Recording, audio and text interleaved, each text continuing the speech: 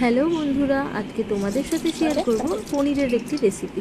কড়াইতে প্রথমে একটু তেল দিয়ে আগে থেকে নুন হলুদ দিয়ে সেদ্ধ করে রাখা পনিরটাকে একটু ভেজে নেব।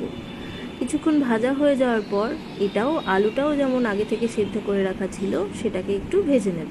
তারপর অল্প অল্প করে একটু হলুদ গুঁড়ো, একটু লঙ্কা গুঁড়ো, একটু জিরে গুঁড়ো ও স্বাদ মতো নুন দিয়ে নেব।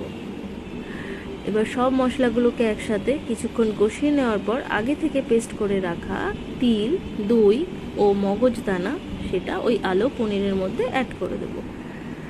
এবার একটু জল অ্যাড করে সেই মশলাটাকে অল্প কিছুক্ষণ কষিয়ে নেব।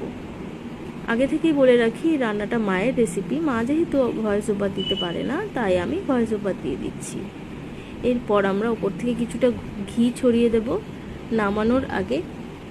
আর ঘি ছড়ানোর পর কিছুক্ষণ রেখে সেটিকে নামিয়ে নেব। আর এই তো আমাদের রেডি তিল পনির।